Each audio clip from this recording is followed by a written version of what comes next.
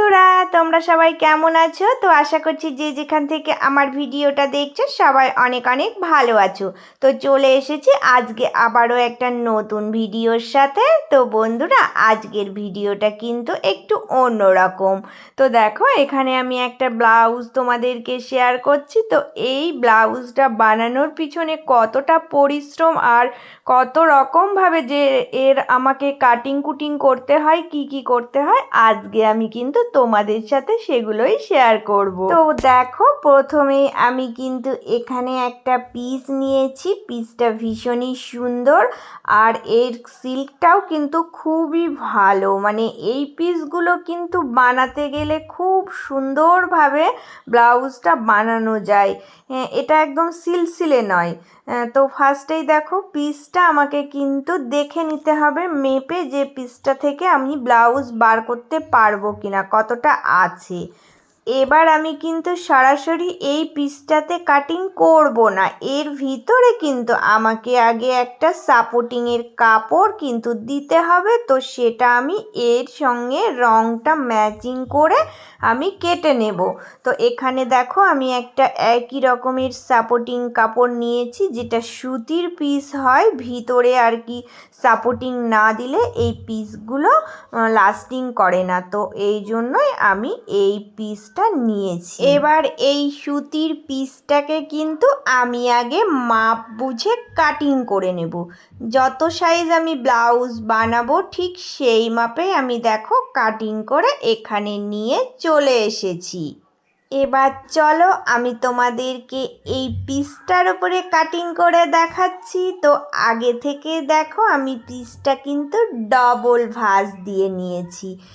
নেওয়ার পরে এবার যে আমি সাপোর্টিংয়ের কাপড়টা কেটেছিলাম, তো ওই কাপড়টা আমি সুন্দর করে দেখো এর ওপরে বসিয়ে দেব। তো পিঠের দিকটাতে আমাকে পাড় দিতে হবে, আর একটা পাড় কিন্তু হাতের দিকে দেব।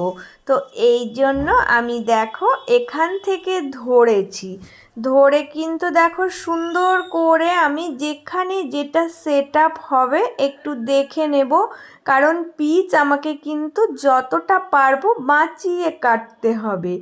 আমার এই পিস থেকে কাটিং করার পরেও কিন্তু অনেকটা কাজ থাকবে, যে কাজগুলো আমাকে এই পিচের মধ্যে থেকেই কাটিং করে নিতে হবে।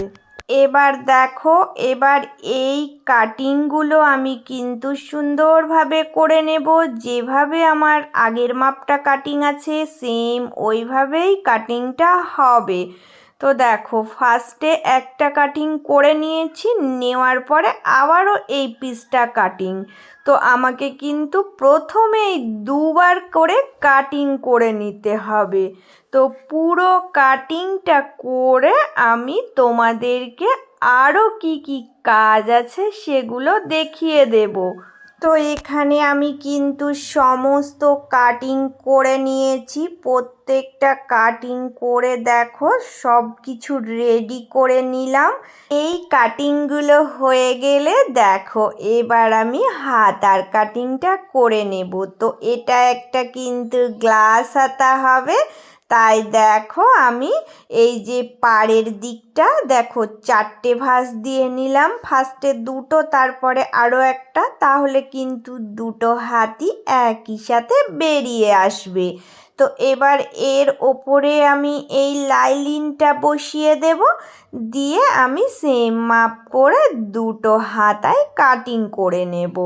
এবার আমি দেখো এই পিঠের কাটিংটা করে নেব। তো পিঠের কাটিংটা করার জন্য আমি 2টো একই সাথে করে নিচ্ছি। তো 2টো যদি একই সাথে করে নিই তাহলে একটু কম সময়েই হয়ে যাবে। তো 2টো পিস দেখো, এই যে আগে আমি মেন ফেব্রিক বসালাম, তার উপরে এই সাপোর্টিংয়ের কাপড়টা বসিয়েছি। তো এটার উপরে আমি ড্রয়িংটা করব। তো এই ড্রয়িংটা দেখো একদম নর্মালভাবে আজকে পিঠের কাটিং করে নিচ্ছি। নর্মাল যে রাউন্ড পিঠটা হয় ওটাই করব।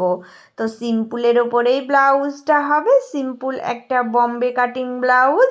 তো এই জন্য আমি তোমাদেরকে দেখাচ্ছি এই কাটিংটা করে নেওয়ার পরেও কিন্তু আমার আরও অনেক কাটিং থাকে। তো কতটা কাটিং আমাকে করতে হবে আর কি করতে হবে আজকে পরপর আমি সব কিছুই দেখাবো। সমস্ত কাটিং করে নেওয়ার পরে আমি কিন্তু ব্লাউজের পুরো যে কাটিং ছিল সেগুলো জুড়ে এনেছি। এখানে দেখো পিঠের কাটিংটা জুড়ে নিয়েছি, আর সামনের দুটো পার্ট ওই দুটোও জুড়ে নিয়েছি।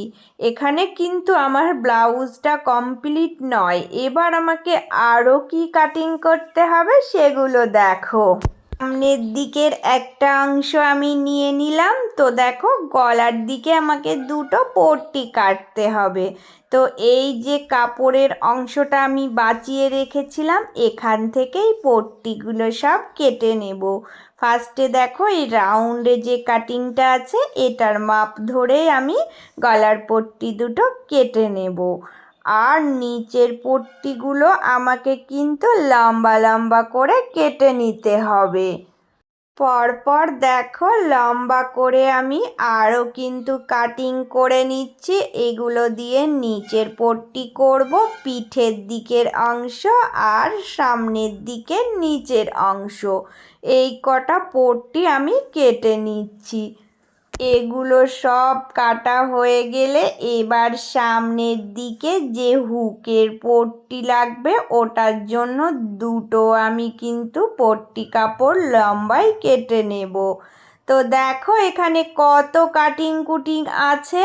তো একটা ব্লাউজ বানানোর ক্ষেত্রে কিন্তু প্রচুর পরিশ্রম থাকে। তো বিশেষ করে এই বম্বে কাটিং ব্লাউজগুলো কিন্তু অনেক কাটিং কুটিং করতে হয়। তোমাদের সামনে সব কিছুই আজকে আমি শেয়ার করছি।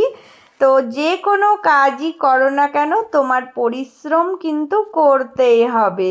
তো সবাইকেই বলছি প্লিজ সবাই পুরো ভিডিওগুলো একটু দেখে দিও। তো আমার এখানে কিন্তু দুটো লটকনের ফুল তৈরি করতে হবে। ওই জন্য আমি ভাবলাম যে নিচের দিকের এক টুকরো অংশ পড়েছিল ওই পাড়ের দিকটা, তো ওখান থেকে যদি আমি লটকনের ফুল দুটো তৈরি করে দিই তাহলে ব্লাউজটা আরও বেশি সুন্দর লাগবে। তাই আমি এখান থেকে দেখো চারকোনা মাপ করে দুটো কাপড়ের টুকরো কেটে নিলাম। তো এইভাবে করে আমি সমস্ত কাটিং রেডি করে নিচ্ছি। এবার আমি এই কাটিংগুলো জুড়ে নিয়ে দেখো চলে এসেছি। তো কি করতে হবে, এবার আমি কাঁধের সাথে কিন্তু জুড়ে নিয়েছি। নেওয়ার পরে দেখো আগে থেকে কিন্তু আমি হাত সেটিং করব না, পরিষ্কার করে দেখিয়ে দিচ্ছি। দেখো নিচের দিক থেকে সমান করে ধরবো, ধরে আমি দেখব যে কোথাও আমার একটু কাপড় ছোট বড় আছে কিনা, কারণ যখন আমি এগুলো সেটিং করব তো ছোট বড় হয়ে যেতেও পারে, সেগুলো আমাকে খেয়াল রাখতে হবে। তাই আগে থেকে আমি কিন্তু পুরো ব্লাউজটা মেপে দেখে নেব যে আমি সেটিংটা ঠিকঠাক করেছি কিনা। কোথাও একটু কম বেশি হলে সেগুলো আমি কেটে আবার সমান মাপ করে নেব। আর আমাকে হাতা দুটোও নিয়ে নিতে হবে। তো হাতার কাপড়গুলো সেটিং করার পরে দুটো হাতায় মেপে আমি দেখে নেব সুন্দরভাবে কাটিংটা হয়েছে কিনা। তো দেখো আমি ছোট বড় থাকলে একটু ঠিক করে নিচ্ছি। নেওয়ার পরে কি করব বলো তো, একদিকের কিন্তু হাতায় আমাকে যে রাউন্ড শেপ দিয়ে একটু বাঁকিয়ে কাটতে হয় ওই কাটিংটা দিয়ে নেব। তারপরে আমি কাঁধের সাথে হাতাটা আগে মিলিয়ে দেখব যে ঠিকঠাক মিলছে কিনা। যদি এখানে ছোট বড় হয়ে যায় তাহলে জোড়ার আগেই সেটাকে আমাকে ঠিক করে নিতে হবে, না হলে কিন্তু আমি যখন জুড়তে যাব তখন কিন্তু ঠিকঠাকভাবে ফিটিংস হবে না। তাই আমি জোড়ার আগে সমস্ত কিছু মাপ চেকিং করে দেখে নেব। তো ফাইনালি দেখো এত কিছু করার পরে আমার এই ব্লাউজটা কমপ্লিট।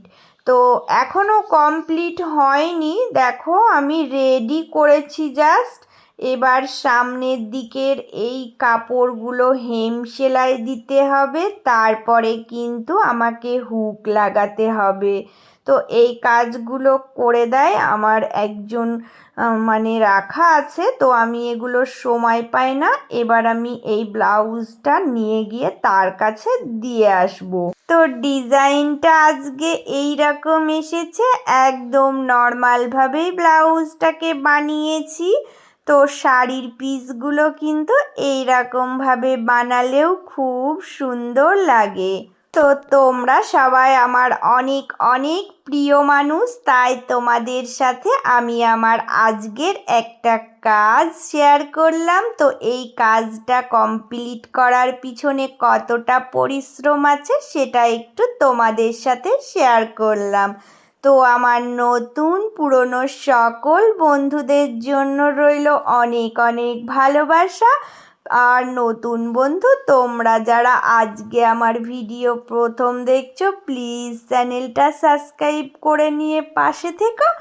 আর সবাই অনেক অনেক ভালো থেকো, সুস্থ থেকো।